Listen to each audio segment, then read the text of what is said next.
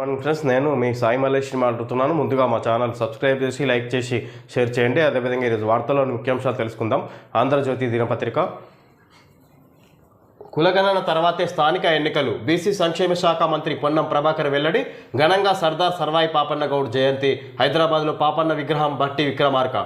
సర్వాయిపేట అభివృద్ధికి 4.7 కోట్లు మంజూరు. రవీంద్ర భారతిలో సర్దార్ సర్వాయి పాపన్న గౌడ్ 374వ జయంతి కార్యక్రమంలో బట్టి విక్రమార్క, పొన్నం ప్రభాకర్. విధంగా ఇక్కడ కులగణన తర్వాతనే స్థానిక ఎన్నికలు జరగబోతున్నాయి అన్నట్టు మంత్రి పొన్నం ప్రభాకర్ మాట్లాడడం జరిగింది, తెలియజేయడం జరిగింది. ఈ రవీంద్ర భారతిలోని ఇక్కడ సర్దార్ సర్వాయి పాపన్న గౌడ్ జయంతి సందర్భంగా 374వ జయంతి సందర్భంగా ఇక్కడ పొన్నం ప్రభాకర్ అదేవిధంగా మల్లు బట్టి విక్రమార్క పాల్గొని ఇక్కడ ఈ కార్యక్రమంలో మాట్లాడడం జరిగింది. ఇక్కడ స్థానిక ఎన్నికల గురించి ఇక్కడ బీసీ కులగణన జరిగిన తర్వాతనే ఎన్నికలు నిర్వహిస్తామన్నట్టుగా చెప్పుకొచ్చారు పొన్నం ప్రభాకర్. ఘనంగా సర్దార్ సర్వాయి పాపన్న గౌడ్ జయంతి. హైదరాబాద్ పాపన్న విగ్రహం బట్టి విక్రమార్క. హైదరాబాద్లో పాపన్న విగ్రహం ఏర్పాటు చేస్తారంట. ఇక్కడ బట్టి విక్రమార్క మాట్లాడారు. సర్వాయిపేట అభివృద్ధికి 4.7 కోట్లు మంజూరు. సర్వాయిపేట గ్రామ అభివృద్ధికి ఇక్కడ 4.7 కోట్లు మంజూరు చేస్తారంట. ఇక్కడ సందర్భించి సర్వాయి పాపన్న గౌడ్ జయంతి సందర్భంగా ఇక్కడ మాట్లాడడం జరిగింది, ఇక్కడ కేటాయించడం జరిగింది. ఇక్కడ విధంగా మంజూరు చేస్తారన్నట్టుగా చెప్పుకోవచ్చు. బడా భవనాలపై బుల్డోజర్. హైదరాబాద్లో హైడ్రా హల్చల్. గండిపేట ఎఫ్టీఎల్లోని నిర్మాణాల కూల్చివేత. గండిపేట ఎఫ్టీఎల్ పరిధిలోని పలు అక్రమ నిర్మాణాలను కూల్చివేస్తున్న దృశ్యం. మొత్తం 20కి పైగా భవనాలు, ప్రహారీ గోడలు నేలమట్టం. కేంద్ర రాష్ట్ర మాజీ మంత్రులు, వ్యాపారవేత్తలు కూడా. అర్ధరాత్రి యంత్రాలు, తెల్లవారుజామున రంగంలోకి. వ్యూహాత్మకంగా వ్యవహరించిన హైడ్రా అధికారులు, వాగ్వాదానికి దిగిన నిర్మాణదారులు అదుపులోకి. భూములు విక్రయించిన నాయకుల ఫోన్లు స్విచ్ ఆఫ్. 1-2 రోజుల్లో మరిన్ని కూల్చివేతలు. హిమాయత్ సాగర్ ఎఫ్టీఎల్లో నిర్మాణాలపై దృష్టి. ఈ విధంగా ఎక్కడైతే అక్రమాలకు పాల్పడి ఇక్కడ కబ్జా చేసి ఈ విధంగా ఆ ప్రాంతంలో భవనాలు నిర్మించారో వివిధ మంత్రులు, అధికారులకు సంబంధించిన భవనాలు కూడా కూల్చేస్తున్నట్టుగా చెప్పుకోవచ్చు. ఇక్కడ దానికి సంబంధించి ఎవరైతే అమ్మిరో వాళ్ళకి ఫోన్ చేస్తే కొన్న బాధితులు వాళ్ళ ఫోన్లు స్విచ్ ఆఫ్ వస్తున్నాయి అన్నట్టుగా చెప్పుకోవచ్చు. అయితే ఇక్కడ ముఖ్యంగా ఎవరైతే కబ్జా చేసి ఇతరులకు అమ్మినట్టుగా చెప్పుకోవచ్చు, తప్పుడు పత్రాలు సృష్టించి రిజిస్ట్రేషన్ పత్రాలు ఇక్కడ land documents, fake documents create చేసి ఇతరులకు అమ్మినట్టుగా చెప్పుకోవచ్చు. ముఖ్యంగా అయితే వాళ్ళు మళ్ళీ ఎవరి దగ్గర అయితే కొన్నారో వాళ్ళకి రిటర్న్ ఫోన్ చేస్తే వాళ్ళు ఫోన్లు స్విచ్ ఆఫ్ వస్తున్నాయి అన్నట్టుగా తెలుసుకోవచ్చు. భూములు విక్రయించిన నాయకుల ఫోన్లు స్విచ్ ఆఫ్. 1-2 రోజుల్లో మరిన్ని కూల్చివేతలు. హిమాయత్ సాగర్ ఎఫ్టీఎల్లో నిర్మాణాలపై దృష్టి. ఈ విధంగా హైదరాబాద్లో హైడ్రా కమిషన్ చైర్మన్ రంగనాథ్ ఆధ్వర్యంలో ఈ విధంగా ఈ కార్యక్రమాలు చేపడుతున్నట్టుగా చూసుకోవచ్చు. ఇక్కడ హైదరాబాద్లో వివిధ చెరువులకు సంబంధించి ఇక్కడ ప్రభుత్వ జాగాలలో ఇక్కడ కబ్జాకు గురి చేసుకొని ఈ విధంగా ఇతరులకు అమ్మినట్టుగా చెప్పుకోవచ్చు. ఇక్కడ అక్రమ కట్టడాలను పూర్తిగా ధ్వంసం చేస్తున్నట్టుగా చెప్పుకోవచ్చు హైడ్రా కమిషన్. గండిపేట ఎఫ్టీఎల్లోని నిర్మాణాల కూల్చివేత. చెరువులను చెరబట్టి నిబంధనలను అతిక్రమించి కట్టిన నిర్మాణాలపైకి బుల్డోజర్ వెళ్తుంది. ఎవరు అడ్డుపడినా ఆగకుండా దూకుడు పెంచుతుంది. ఉల్లంఘనలపై ఉప్పందితే చాలు మొత్తం వివరాలను తవ్వి తీస్తుంది. నిజాలను నిర్ధారించుకొని నేరుగా రంగంలోకి దిగుతుంది. Hyderabad disaster response asset protection agency HYDRAA అక్రమార్కుల్లో దడ పుట్టిస్తుంది. గండిపేట చెరువు పూర్తి నీటి నిల్వ సామర్థ్యం. ఎఫ్టీఎల్లో వెలిసిన నిర్మాణాలపై ఆదివారం కన్నెర్ర చేసింది. జంట నగరాలకు తాగునీటి వనరైన గండిపేట ఉస్మాన్ సాగర్ ఎఫ్టీఎల్ బఫర్ జోన్లోని నిర్మాణాలను నేలమట్టం చేసింది. 20కి పైగా భవనాలు ప్రహారీ గోడలను యంత్రాలతో కూర్చివేసింది. వీటిలో తెలుగు రాష్ట్రాలకు చెందిన ప్రముఖ వ్యాపారవేత్తలు, కేంద్ర రాష్ట్ర మాజీ మంత్రులకు చెందిన భవనాలు ఉండడం గమనార్హం. గండిపేట పరిసర ప్రాంతాల్లో ఈ స్థాయిలో కూల్చివేతలు ఇదే ప్రథమం అని స్థానికులు చెబుతున్నారు. కాగా గండిపేట మండలం ఖానాపూర్ గ్రామ పరిధిలోని పలు సర్వే నంబర్లలో కొందరు భవనాలు నిర్మించారు. వాణిజ్య సముదాయాలు, స్పోర్ట్స్ కాంప్లెక్స్లు, హోటళ్లు, స్పా, ఇతర అవసరాలకు వాటిని వినియోగిస్తున్నారు. ఇవన్నీ ఎఫ్టీఎల్ పరిధిలో ఉన్నాయని ఓ సామాజిక కార్యకర్త నుంచి ఫిర్యాదు అందింది. దీనిపై హైడ్రా కమిషనర్ ఏవి రంగనాథ్ ఇతర అధికారులు క్షేత్రస్థాయిలో పరిశీలించారు. భవనాలు ఎఫ్టీఎల్లో ఉన్నాయని నిర్ధారించుకొని చర్యలకు శ్రీకారం చుట్టారు. వ్యూహాత్మకంగా శనివారం అర్ధరాత్రే యంత్రాలతో సహా సిబ్బందిని తరలించారు. ఆదివారం తెల్లవారుజామునే కూల్చివేత మొదలుపెట్టారు. నార్సింగ్ పట్టణ ప్రణాళిక విభాగం, సాగునీటి జలమండలి అధికారులు వీరి వెంట ఉన్నారు. నార్సింగ్ పట్టణ ప్రణాళిక విభాగం, సాగునీటి జలమండలి అధికారులు వీరు వెంట ఉన్నారు. గండిపేట ఎఫ్టీఎల్లో ఉన్న మరిన్ని విధంగా గండిపేట చెరువులో ఆక్రమణకు గురైన జాగాలన్నీ ఇక్కడ అందులో అక్రమ కట్టడాలన్నీ హైడ్రా వ్యవస్థ చైర్మన్ ఇక్కడ రంగనాథ్ ఆధ్వర్యంలో ఇవన్నీ కూల్చివేతకు గురైనట్టుగా చెప్పుకోవచ్చు. ఇక్కడ నిన్న ఆదివారం విధంగా సామాన్య కార్యకర్త నుంచి అందిన ఫిర్యాదు ద్వారా ఇక్కడ ఎంక్వైరీ చేసి మొత్తం మీద అది అక్రమంగా కట్టడాలు నిర్మించారని నిర్ధారణకు వచ్చిన తర్వాత ఇక్కడ ఆ కట్టడాలన్నీ కూల్చివేస్తున్నట్టుగా చెప్పుకోవచ్చు. ఇక్కడ హైడ్రా ఆధ్వర్యంలో మాజీ మంత్రులు వివిధ పెద్ద పెద్ద వ్యాపారవేత్తలకు సంబంధించిన భవనాలుగా చెప్పుకోవచ్చు. ఇక్కడ వాళ్ళు చెప్పినా వినలేక పట్టించుకోకుండానే అవన్నీ కూల్చివేస్తున్నట్టుగా చెప్పుకోవచ్చు. హైదరాబాద్లో నానక్రామ్గూడలో ఏర్పాటు చేసిన సిఎల్పి సమావేశంలో సీఎం రేవంత్ రెడ్డి, బట్టి విక్రమార్క, అభిషేక్ సింఘ్వి, దీపాదాస్ విభజనలో చిక్కులు, పునర్విభజన చట్టం అమలులో పలు రాజ్యాంగ న్యాయపరమైన సమస్యలు, కేంద్రం 10 ఏళ్లుగా చట్టాన్ని అమలు చేయడం లేదు, చట్టసభల్లో కోర్టుల్లో గట్టిగా వాదించాల్సి ఉంది, అందుకే తెలంగాణ నుంచి రాజ్యసభకు సింఘ్వి ఆమోదించిన అధిష్టానానికి ధన్యవాదాలు. సిఎల్పి సమావేశంలో ముఖ్యమంత్రి రేవంత్ రెడ్డి తెలంగాణ నుంచి ఎంపికవ్వడం గౌరవంగా భావిస్తున్న అభిషేక్ సింఘ్వి నేడు ఉదయం అసెంబ్లీలో నామినేషన్ దాఖలు.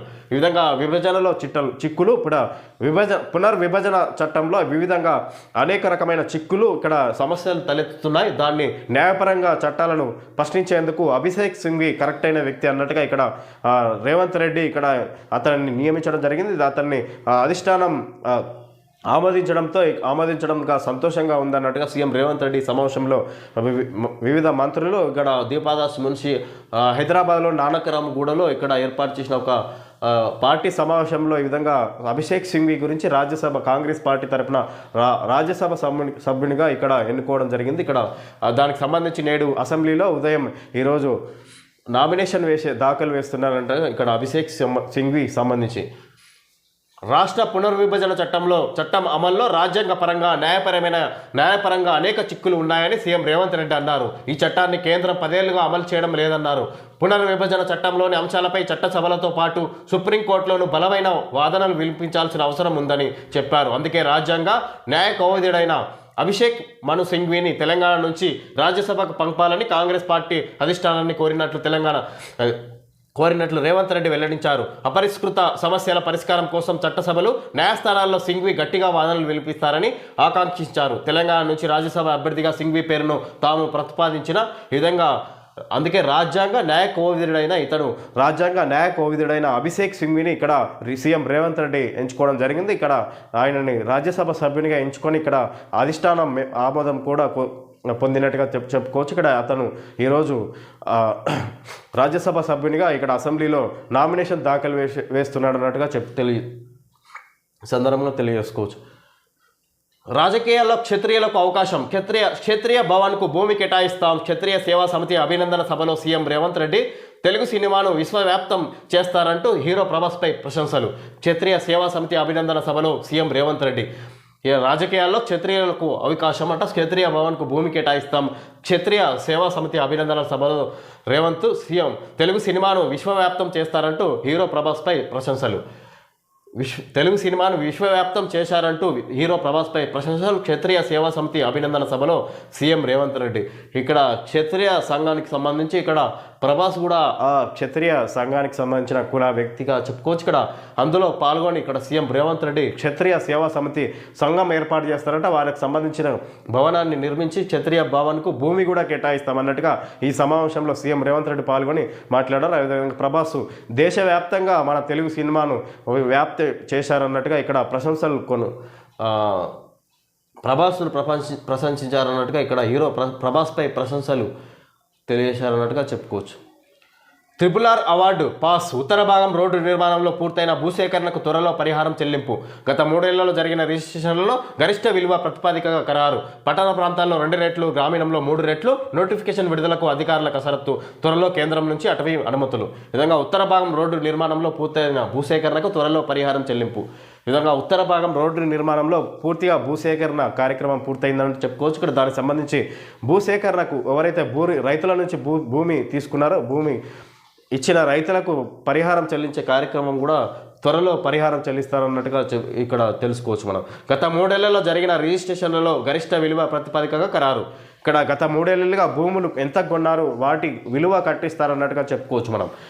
గరిష్ట విలువ అందులో ఎక్కువ అమౌంట్ ఎవరైతే ఎక్కువ ఎంత ఇచ్చి కొన్నారో బయట మార్కెట్ విలువనే కట్టిస్తారన్నట్టుగా మనం చూసుకోవచ్చు. పట్టణ ప్రాంతాల్లో 2 రెట్లు ఎక్కువనే కేటాయిస్తారంట. గ్రామీణంలో 3 రెట్లు ఎక్కువ కేటాయించి ఇస్తారంట వాళ్ళకు అమ్మిన రైతులకు. నోటిఫికేషన్ విడుదలకు అధికారుల కసరత్తు, త్వరలో కేంద్రం నుంచి అటవీ అనుమతులు. ఈ విధంగా నోటిఫికేషన్ విడుదలకు అధికారుల కసరత్తు, త్వరలో కేంద్రం నుంచి అటవీ అనుమతులు. నోటిఫికేషన్ విడుదలకు అధికారుల కసరత్తు, త్వరలో గరిష్ట పరిహారం చెల్లించేలా రాష్ట్రానికి త్రిబుల్ మంజూరైన తర్వాత కొంతకాలానికి రాజకీయ చట్టంలో చిక్కుతుంది. భూసేకరణ, రైతులకు చెల్లించే పరిహారంలో రాష్ట్ర వాటా జమ, యుటిలిటీస్ ఛార్జీల చెల్లింపు అంశాలతో ఏళ్ల తరబడి పనుల్లో జాప్యం జరిగింది. అయితే ప్రభుత్వం మారాక డిసెంబర్ నుంచి కదలిక. ఈ విధంగా ఇక్కడ గరిష్ట పరిహారం చెల్లించేలా చర్యలు తీసుకుంటుంది. త్రిబుల్ సంబంధించి రీజనల్ రింగ్ రోడ్కి సంబంధించి ఇక్కడ భూసేకరణకు సంబంధించి ఎవరైతే రైతుల నుంచి భూసేకరించారో ఇక్కడ భూమి ఇచ్చిన రైతులకు ఇక్కడ గరిష్ట పరిహారం మార్కెట్ విలువ కలిగించే విధంగా ఇక్కడ కొత్త ప్రభుత్వం చర్యలు తీసుకుంటున్నట్టుగా చెప్పుకోవచ్చు. రుణభారం సుదీర్ఘకాలం, పెరుగుతున్న ప్రభుత్వ అప్పుల కాల పరిమితి. తెలంగాణ వచ్చిన కొత్తలో 6 నుంచి 8 ఏళ్ళు, ఇప్పుడు 19 ఏళ్ళు. రుణం చెల్లింపు వ్యవధి పెరిగితే వడ్డీ శాతాల్లో కాస్త తగ్గుదల. అందుకే దీర్ఘకాలిక అప్పులు తీసుకుంటున్న రాష్ట్ర సర్కారులు రాబోయే ప్రభుత్వాలకు భారంగా మారనున్న రుణాలు.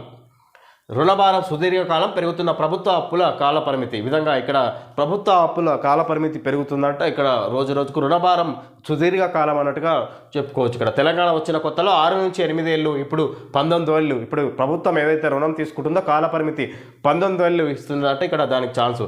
రుణం చెల్లింపు వ్యవధి పెరిగితే వడ్డీ శాతాల్లో కాస్త తగ్గుదల. అందుకే దీర్ఘకాలిక అప్పులు తీసుకుంటున్న రాష్ట్ర సర్కారులు. విధంగా రుణ చెల్లింపు కాల వ్యవధి పెరిగితే వడ్డింపు శాతం కూడా తగ్గుతుందంట. దానివల్ల ఇక్కడ అందుకే దీర్ఘకాలిక అప్పులు తీసుకుంటుంది రాష్ట్ర సర్కారులు అన్నట్టుగా చెప్పుకొస్తారు. రాబోయే ప్రభుత్వాలకు భారంగా మారనున్న రుణాలు. ఇప్పుడు ఉన్న రుణాలు ఎక్కువ కాలం కాల వ్యవధి కొనసాగితే ఇప్పుడు ప్రస్తుత రాష్ట్ర ప్రభుత్వం తీసుకున్న అప్పులు వచ్చే ప్రభుత్వం మీద కూడా ఆ ప్రభుత్వం కూడా చెల్లించాల్సి ఉంటుంది. కాబట్టి ఇక్కడ వాళ్ళు కూడా మళ్ళీ అప్పులు చేసి రాష్ట్రం నడిపేయాల్సి ఉంటుంది. కాబట్టి ఇక్కడ ప్రభుత్వాలపై పడుతున్న రుణభారం అన్నట్టుగా చెప్పుకొస్తారు. ఇక్కడ రాష్ట్ర ప్రభుత్వం బహిరంగ మార్కెట్లో తీసుకుంటున్న అప్పుల సగటు కాల పరిమితి టర్ము నానాటికి పెరిగిపోతుంది. గతంతో సగటు కాల పరిమితి 10 నుంచి 12 ఏళ్ళు ఉండగా ఇప్పుడు అది 19 ఏళ్లకు పెరిగింది. ఫలితంగా కొత్తగా వచ్చే ప్రభుత్వాలపై ఆర్థిక భారం పడుతుంది. అప్పులకు అసలు వడ్డీలు చెల్లించలేక, సంక్షేమ పథకాలకు నిధులు సరదలేక సతమతమవుతున్నాయి. అధికారంలో ఉండే ఏ పార్టీ అయినా భవిష్యత్తు రుణభారం గురించి ఆలోచించడం లేదన్న ఆరోపణలున్నాయి. తాము గట్టెక్కితే చాలని ధోరణిలో అప్పులు చేస్తూ పోతున్నాయి. ఒక్క తెలంగాణలోనే కాదు, దాదాపు అన్ని రాష్ట్రాల్లో ఇదే పరిస్థితి నెలకొంది. అందుకే అప్పుల విషయంలో కేంద్ర ప్రభుత్వం, భారతీయ రిజర్వ్ బ్యాంకు రాష్ట్రాలను అప్రమత్తం చేస్తూనే ఉన్నాయి. నగదు బదిలీ. ఈ విధంగా ఇక్కడ రాష్ట్ర ప్రభుత్వాలు ఎప్పటికప్పుడు తమ పబ్బం గడిపేందుకు ఇక్కడ రిజర్వ్ బ్యాంకు నుంచి అప్పులు చేస్తున్నాయి. ఇక్కడ ఇంత ముందుకు చూసుకుంటే 10 నుంచి 12 సంవత్సరాలే ఉండే కాల వ్యవధి. ఇక్కడ ఇప్పుడు 19 సంవత్సరాలకు పొడిగించారు. దీనివల్ల ఇక్కడ ఈ ప్రస్తుత ప్రభుత్వం గట్టెక్కిన తర్వాత సరే కానీ ఇక్కడ వచ్చే ప్రభుత్వాలపై రుణభారం పడుతుంది. ఇక్కడ అసలుతో పాటు వడ్డీలు కట్టలేక ఇక్కడ ప్రస్తుత ప్రభుత్వం ఏదైతే ఉంటుందో అప్పుడు ఆ ప్రభుత్వాన్ని నడిపించడానికి సంక్షేమ పథకాలకు అమలుకు ఇక్కడ మళ్ళీ కొత్త అప్పులు చేయాల్సి ఉంటుంది అన్నట్టుగా ఇక్కడ రుణభారం ప్రభుత్వాలపై పడుతుంది. ఇక్కడ కాల వ్యవధి పెరగడం ద్వారా అన్నట్టుగా చెప్పుకొస్తారు. ఇక్కడ ఒక తెలంగాణ ప్రభుత్వమే రాష్ట్రం కాదు, ఇక్కడ వివిధ అన్ని రాష్ట్రాలు ఇదే ధోరణి కొనసాగుతున్నాయి అన్నట్టుగా చెప్పుకోవచ్చు. అయితే ఇక్కడ రిజర్వ్ బ్యాంకు వీటికి ముందస్తుగా ఇక్కడ తగిన చర్యలు తీసుకుంటున్నట్టుగా ఇక్కడ ముందు వాటికి గుర్తు చేస్తున్నా కూడా ఇక్కడ రుణాలు తగ్గే అవకాశం లేకుండా పోయింది అన్నట్టుగా చూసుకోవచ్చు. ఏసీపీ కళ్ళెదుటే గొంతు కోసుకొని బీఆర్ఎస్ కౌన్సిలర్ ఆత్మహత్య యత్నం. మంచిర్యాల ఎమ్మెల్యే ఆదేశాలతో అక్రమ కేసులు పెట్టారని ఆరోపణ. అక్రమ కేసులు బనాయించి తనను వేధింపులకు గురి చేస్తున్నారంటూ బీఆర్ఎస్ పార్టీకి చెందిన ఓ కౌన్సిలర్ ఏసీపీ కళ్ళెదుటే ఆత్మహత్య యత్నం చేశాడు. కత్తితో గొంతు కోసుకొని బలవన్మరణానికి యత్నించాడు. మంచిర్యాల జిల్లా నర్స్పూర్ మున్సిపాలిటీలోని 21వ వార్డు బీఆర్ఎస్ కౌన్సిలర్ బేర సత్యనారాయణ ఈ అఘాయిత్యానికి పాల్పడ్డాడు. నర్స్పూర్ మున్సిపాలిటీ పరిధిలోని తీగల్ పహాడ్ శివారు సర్వే నెంబర్ 14లో నాలా కబ్జా చేశారనే ఫిర్యాదులు రావడంతో ఈ విధంగా ఇక్కడ ఏసీపీ కళ్ళెదుటే గొంతు కోసుకొని బీఆర్ఎస్ కౌన్సిలర్ ఆత్మహత్య యత్నం. మంచిర్యాల ఎమ్మెల్యే ఆదేశాలతో అక్రమ కేసులు పెట్టారని ఆరోపణ. ఈ విధంగా ఇక్కడ మంచిర్యాల ఎమ్మెల్యే ఆదేశాలతోనే ఇక్కడ ఇతనిపై అక్రమ కేసులు పెట్టారని ఇక్కడ ఈయన ఆరోపణకు గురై ఈ విధంగా ఇక్కడ ఇతను బీఆర్ఎస్ మాజీ కౌన్సిలర్ ఇక్కడ పోలీసుల కళ్ళెదుటే ఇక్కడ ఆత్మహత్యానికి ప్రయత్నం చేసినట్టుగా చెప్పుకోవచ్చు. ఇక్కడ పబ్బులు బార్లలో ఎక్సైజ్ ఆకస్మిక దాడులు. హైదరాబాద్ పరిధిలో 25 బృందాలతో డ్రగ్ డిటెక్షన్ పరీక్షలు. ఇకపై వారాంతాల్లో తనిఖీలు. ఇక్కడ పబ్బులు బార్లలో ఎక్సైజ్ ఆకస్మిక దాడులు, హైదరాబాద్ పరిధిలో 25 బృందాలతో డ్రగ్ డిటెక్షన్ పరీక్షలు, ఇకపై వారాంతాల్లో తనిఖీలు. ఈ విధంగా పబ్బు బార్లలో ఎక్సైజ్ శాఖ ఆకస్మిక దాడులు చేస్తుంది. ఇక్కడ 25 బృందాలుగా హైదరాబాద్ మొత్తం వివిధ పబ్బులు బార్లలో ఇక్కడ డ్రగ్స్ నిర్మూలన విధంగా ఇక్కడ డ్రగ్స్ డిటెక్షన్ పరీక్షలు నిర్వహిస్తున్నారు అన్నట్టుగా చెప్పుకోవచ్చు. ఇక్కడ ఎక్సైజ్ శాఖ సిబ్బంది. అమ్మ అంత్యక్రియలకు కూతురి భిక్షాటన. నిర్మల్ జిల్లాలో ఒంటరి మహిళ ఆత్మహత్య, అంతిమ సంస్కారాల నిర్వహణకు 11 ఏళ్ల కుమార్తె ప్రయాస. ఏబిఎన్ ఆంధ్రజ్యోతి కథనంతో పలువురి సాయం. ఈ విధంగా అమ్మ అంత్యక్రియలకు కూతురి భిక్షాటన చేసిన సందర్భంగా ఇక్కడ ఏబిఎన్ ఆంధ్రజ్యోతి కథనంతో పలువురు దాతలు సాయం చేసినట్టుగా చెప్పుకోవచ్చు. ఇక్కడ ఒంటరి మహిళ ఆత్మహత్య చేసిన సందర్భంగా 11 ఏళ్ల కుమార్తె ఈ విధంగా ఇక్కడ భిక్షాటన చేసిన సందర్భాన్ని ఏబిఎన్ ఆంధ్రజ్యోతి చూపించిన సందర్భంగా పలువురు సాయం చేసినట్టుగా చెప్పుకోవచ్చు. ఆకాశం అంత ఎత్తు, ఆరోగ్యం చిత్తు. 30 అంతస్తులకు మించిన భవనాల్లో ఉండేవారికి ఆరోగ్య సమస్యల ముప్పు. శ్వాసకోశ సమస్యలతో హృద్రోగాలతో బాధపడే వారు జాగ్రత్తగా ఉండాలి. తరచూ కిందికి రాలేకపోవడం వల్ల జీవనశైలి జబ్బుల ప్రమాదం. వైద్య నిపుణులు. ఈ విధంగా 30 అంతస్తుల పైన ఉండే వారికి ఇక్కడ ఆరోగ్య సమస్యలు వచ్చే అవకాశం ఉంటుంది. ఇక్కడ దానికి సంబంధించి ఆరోగ్య సమస్యల ముప్పు ఏర్పడుతుంది. శ్వాసకోశ సమస్యలతో గుండె జబ్బులతో అదేవిధంగా బాధపడేవారు జాగ్రత్తగా ఉండాలి. తరచూ కిందికి రాలేకపోవడం వల్ల జీవనశైలి జబ్బుల ప్రమాదం బారిన పడే అవకాశం ఉన్నదని నిపుణులు వెల్లడిస్తున్నారు. దేశవ్యాప్తంగా ఇటీవలి కాలంలో ఆకాశ హార్మయాల సంఖ్య విస్తృతంగా పెరుగుతుంది. 30 అంతస్తుకు మించి అంతస్తుల భవనాలు నిర్మాణం జోరుగా సాగుతుంది. ఉదాహరణకు హైదరాబాద్లోనే 30 నుంచి 40 అంతస్తుల భవనాలు దాదాపు 100 దాకా పలు దశల్లో ఉన్నాయి. కొన్ని భవనాల నిర్మాణం ఇప్పటికే పూర్తి కాగా కొన్ని నిర్మాణంలో మరికొన్ని ప్రణాళికల దశలో ఉన్నాయి. Financial districts, Rajendra Nagar circle, Serilingampally వంటి ప్రాంతాల్లో 50 అంతస్తుల ప్రాజెక్టులు కూడా నిర్మాణంలో ఉన్నాయి. అలాంటివే మరో 5-6 ప్రాజెక్టులు ప్రణాళిక దశలో ఉన్నాయి. అటు ఏపీ రాజధాని అమరావతి నిర్మాణం ఊపందుకుంటే భవిష్యత్తులో అక్కడ భారీ ఆకాశ ఆర్మయాలు వచ్చే అవకాశం ఉంది. విశాఖలోనూ ఇప్పుడిప్పుడే ఇలాంటి భవనాల నిర్మాణం మొదలైంది. హైరైజ్ బిల్డింగ్స్లో ఉండడం హోదాకు చిహ్నంగా భావిస్తున్న చాలామంది వాటిలో పోటీపడి ప్లాట్లు కొనుగోలు చేస్తున్నారు. ఇలా వెంచర్ విధంగా హైరైజ్డ్ బిల్డింగ్లో ఉండడం హోదాకు చిహ్నంగా భావిస్తున్న చాలామంది అంటే ఇక్కడ ఎత్తుగా ఉన్న అపార్ట్మెంట్స్లో హోదాకు చిహ్నంగా భావిస్తారంట కొంతమంది. ఇక్కడ దానికి సంబంధించి ఇక్కడ ప్లాట్ల కొనుగోలులో పోటీపడి మరీ కొంటున్నారంట. ఇక్కడ అత్యంత ఎత్తైన భవనాలను చూసుకొని కొంటున్నారంట హోదాకు ఫీల్ అయ్యి.